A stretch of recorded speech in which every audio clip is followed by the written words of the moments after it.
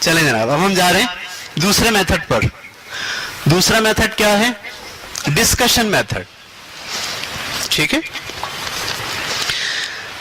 Discussion method दरअसल पढ़ाने का वो तरीका है जिसमें उस्ताद ये नहीं कहता कि मैं बताऊंगा आपको, सही है, वो ये नहीं कहता मैं आज पढ़ के आऊं, मैं आज को ये टॉपिक है, ये मैं आपको पढ़ाऊंगा, बल्कि वो क्लास में आके एक सवाल करता है।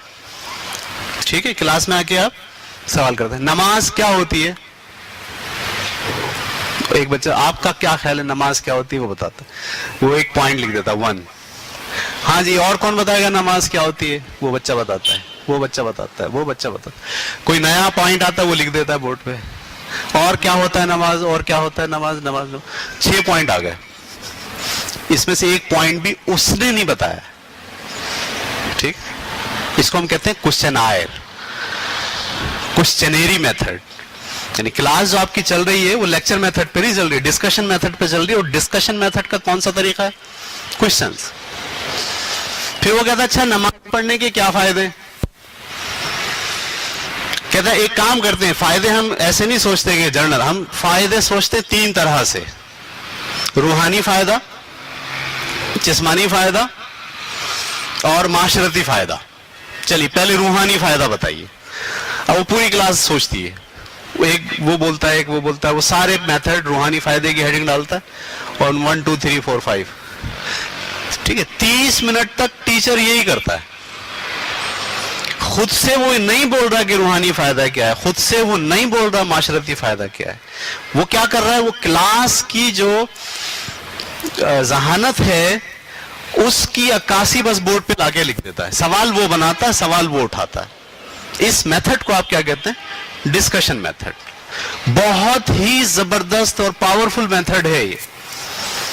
ठीक है, लेकिन इसके लिए ये शर्त जरूरी है कि जो बच्चे बैठे हुए हों, जो टॉपिक आप पढ़ा रहे हो उस टॉपिक के बारे में वो कुछ ना कुछ जानते हो। सही है, मैं अगर आके डिस्कशन मेथड से उनको 9th क्लास में पहली बार वैलेंसी पढ़ाना चाहता हूं, जिसके बारे में वो कुछ भी नहीं जानते, इस टॉपिक को डिस्कशन मेथड से नहीं पढ़ाया जा सकता, इसलिए कि पीरियड नॉलेज उनकी 0 है।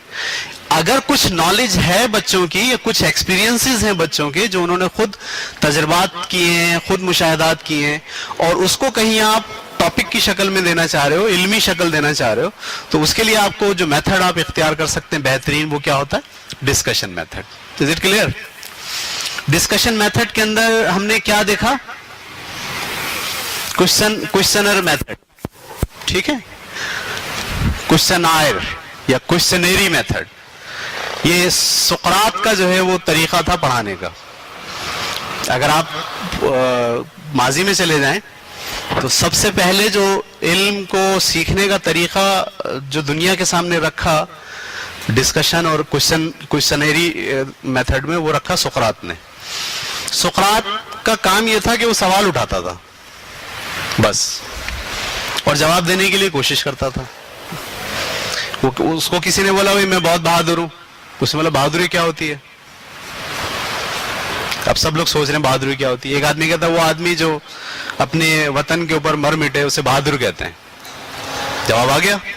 वो फिर सवाल उठाता था, अच्छा कोई आदमी जा रहा हो, उसको पता हो कि सामने मुझे मरना है, लाजमी खतरा है, और वो जानबूझ के मर जाए,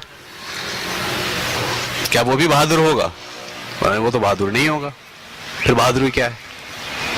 यानी जो जवाब था उसमें भी सवाल था एक।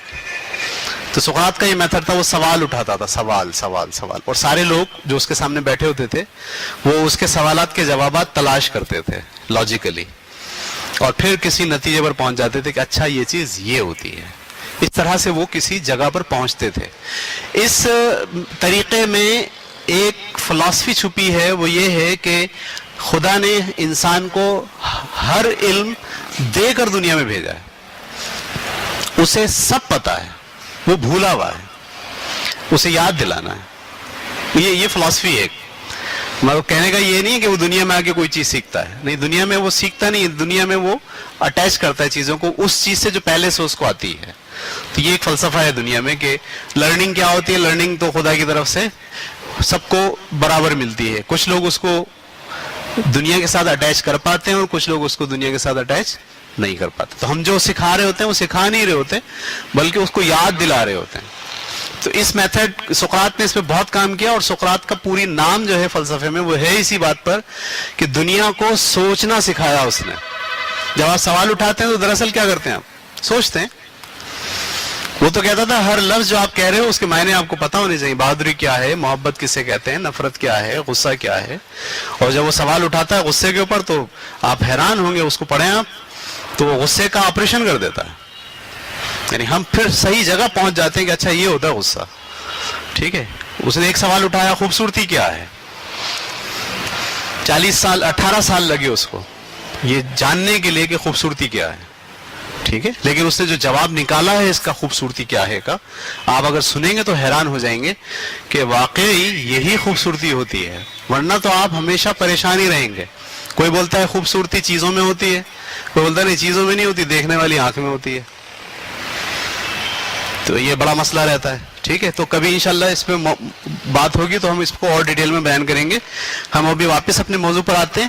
ڈسکشن میتھڈ, دراصل ٹیچر کوئی چیز بچوں کو پڑھاتا نہیں ہے بلکہ جو چیز ان کے پاس موجود ہے ان کو سمرائز کر کے ایک جگہ پر لے آتا ہے, اور بچے اس کو جو بکھری ہوئی چیز تھی اس کو وہ علمی انداز سے ایک جگہ لکھا ہوا دیکھ لیتے ہیں اور سن لیتے ہیں. اس کو کہتے ہیں ڈسکشن میتھڈ.